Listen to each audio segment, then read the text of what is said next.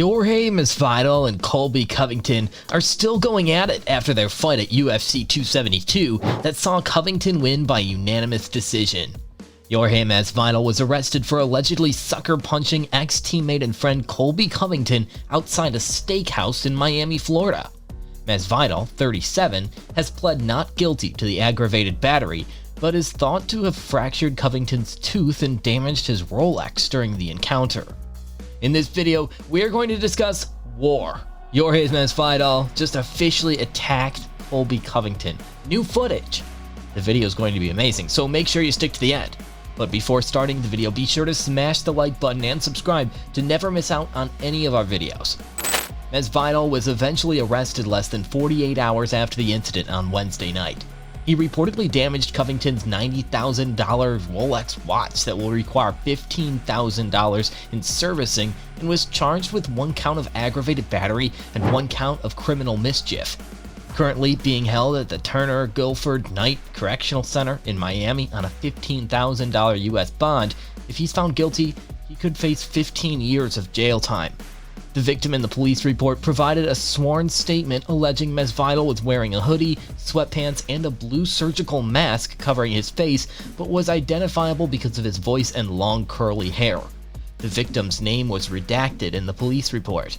Masdival tagged Covington in a since-deleted tweet, and TMZ Sports posted a video of Covington speaking with police shortly after the alleged incident. Covington can at one point be heard in the video saying to an acquaintance, "How would he know I'm here?" The drastic turn that the relationship between Masdival and Covington took, from close friends and Florida training team partners to bitter adversaries, has been reflected in their comments and social media posts over the past several years. Their jabs at each other, some of which concerned an alleged shortfall in payment from Covington to an MMA trainer close with Masdival, went beyond the usual trash talk that fighters often engage in ahead of a showdown in the octagon. Covington then won their welterweight bout by unanimous decision, at which point he referred to Masdival as Miami street trash. Covington met Masdival when he was fresh out of college. Buoyed by an extremely successful wrestling career at Oregon State University, he decided to pursue professional mixed martial arts and ultimately started training at American Top Team in South Florida, Masvidal's longtime headquarters. For Covington, things finally boiled over in 2017, when he and Masdival both had a fight with submission wizard Demian Maia. Masdival fought the Brazilian first, flaunting some slick submission defense, but ultimately losing a split decision. Covington was next and mercilessly smothered his opponent to a clear-cut unanimous win. Speaking to ESPN MMA's Brett Okamoto, Covington put forth his side of the story about their close friendship and eventual fallout.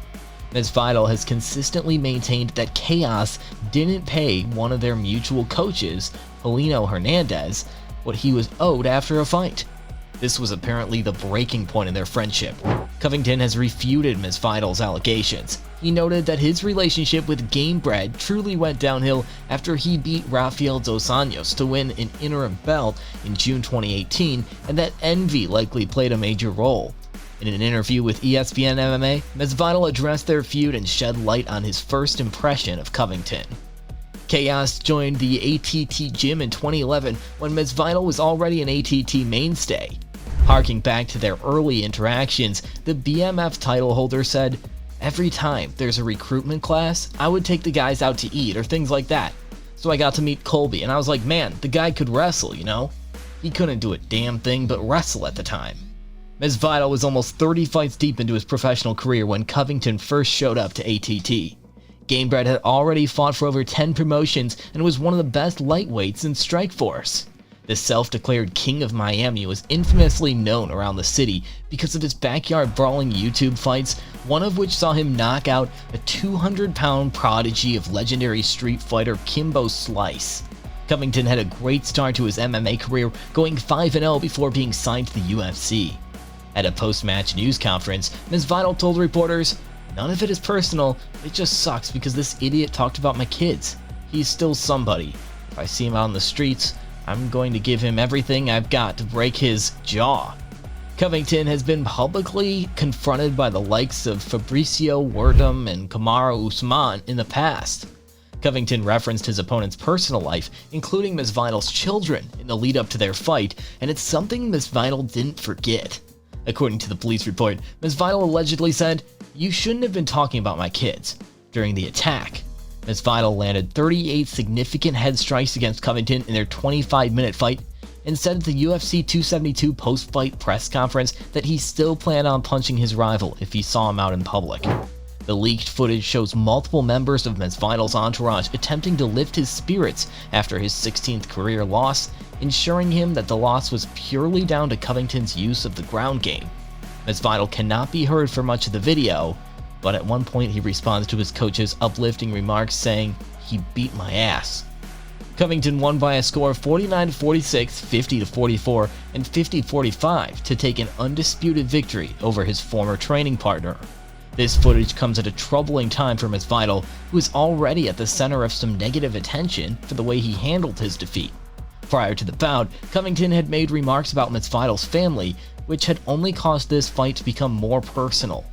The veteran fighter, who is 35-16, who looks on the downside, had flashes of his former self and even dropped Covington to one knee with his best punch in the fight in the 4th round, but he never got anything sustained going. However, in the first round of the bout, Masvidal sustained a clear eye poke, which is illegal in the MMA.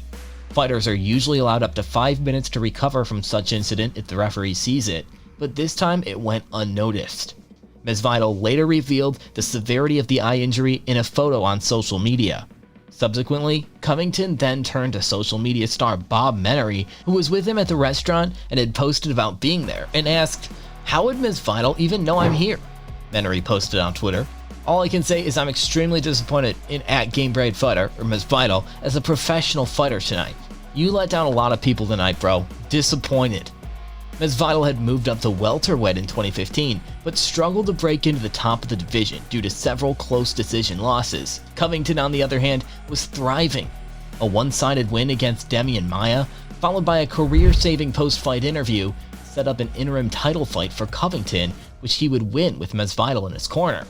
Masvidal alleged that Covington didn't pay 5% of his reported $350,000 purse for winning the interim belt to longtime coach Paulino Hernandez, as the trainer received $5,000 instead of $17,500.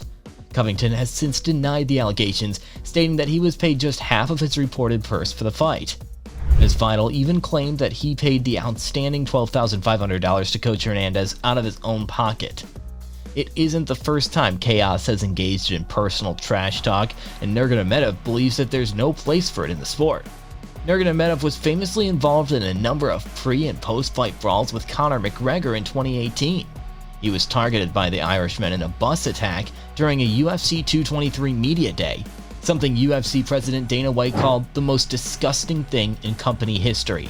After Nurmagomedov defeated McGregor at UFC 229, he jumped out of the octagon, which started a wild melee.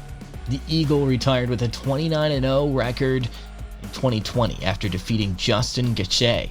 Ahead of the fight, UFC President Dana White had to hire added security at the press conference just to make sure things didn't kick off. It was easy to see why, as the hatred spilled out in the octagon right from the beginning of their fight, with Masvidal no doubt hoping to end things as early as he famously did against Ben Askren in 2019 and came out flying with an attempted high kick.